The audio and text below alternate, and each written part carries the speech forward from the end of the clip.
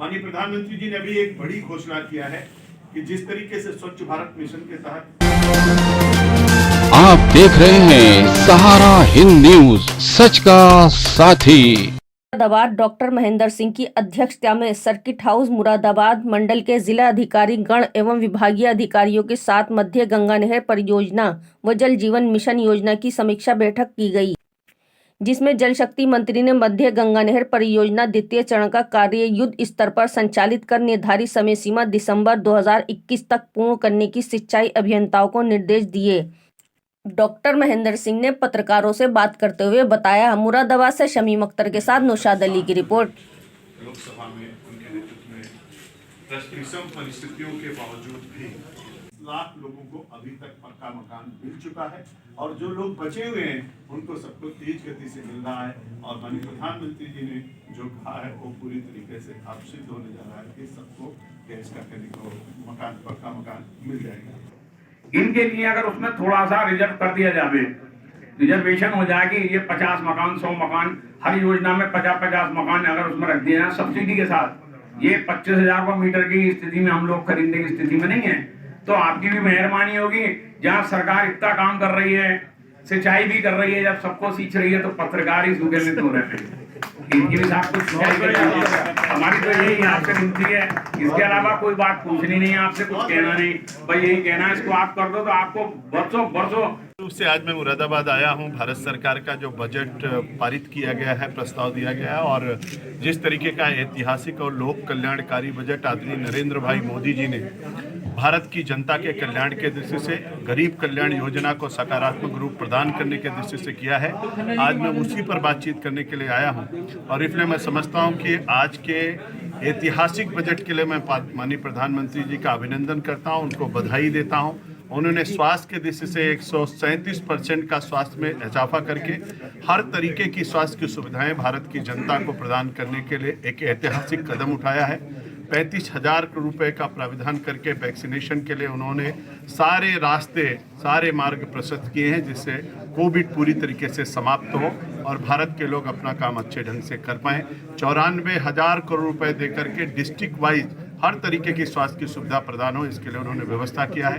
किसानों के लिए समग्रता के आधार पर बजट में व्यवस्था की गई है।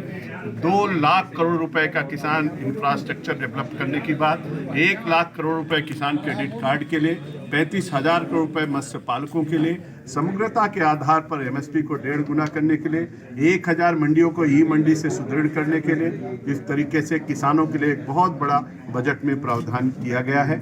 ऐसे ही रेल बजट को भी 1045% बढ़ा करके ऐतिहासिक कदम उठाते हुए माननीय प्रधानमंत्री जी ने कहा है कि 2023 तक भारत के जितने भी ब्रॉडगेज रेल लाइनें हैं उनको सबको विद्युतीकरण किया जाएगा।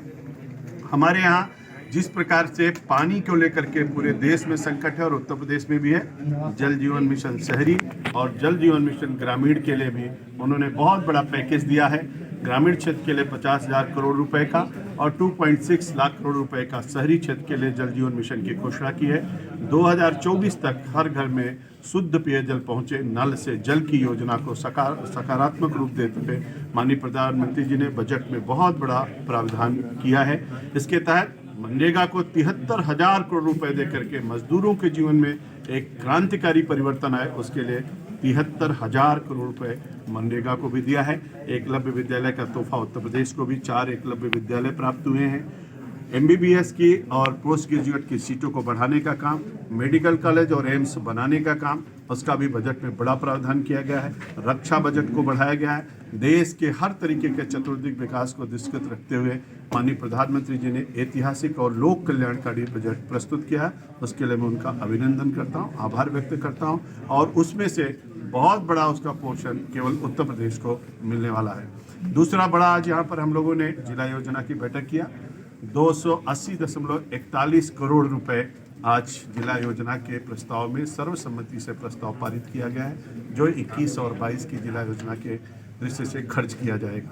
और इसी तरीके से आज मध्य गंगा की परियोजना का भी हम लोगों ने समीक्षा किया, जो जल्दी से जल्दी पूरा करके किसानों को उसका लाभ अधिक से अधिक प्राप्त हो, ये भी व्यवस्था करने के दृष्टि से आज का कार्यक्रम था।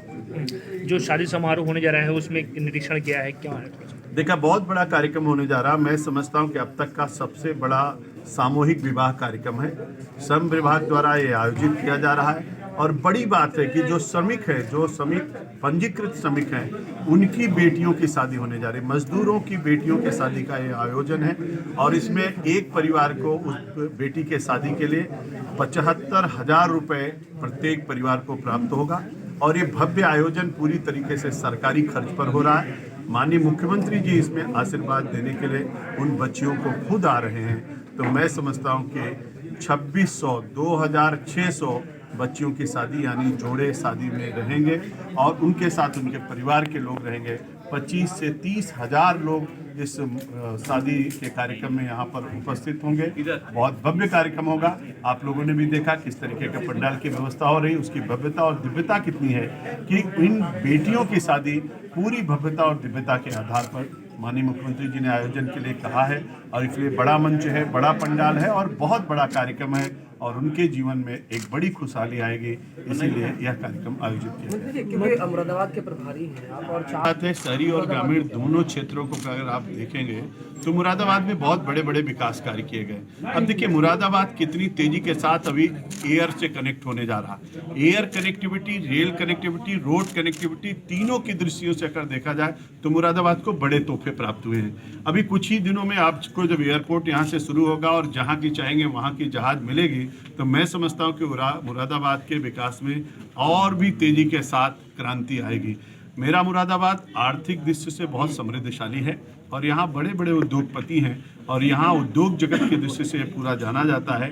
पीतल का काम दुनिया में मुरादाबाद की पहचान है। तो जब मुरादाबाद लोगों को यहीं से जहाज मिलेगी और वो जहाँ जाना चाहते हैं वहाँ पहुँच पाएंगे तो बहुत बड़ी सुगमता होगी। बड़े काम मुरादाबाद शहर के लिए।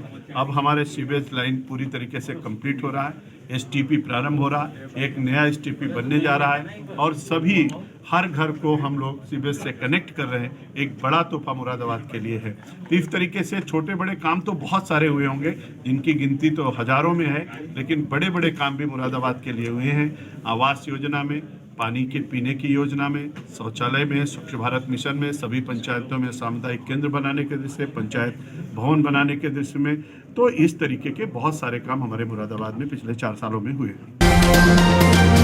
आप देख रहे हैं सहारा हिंद न्यूज, सच का साथी।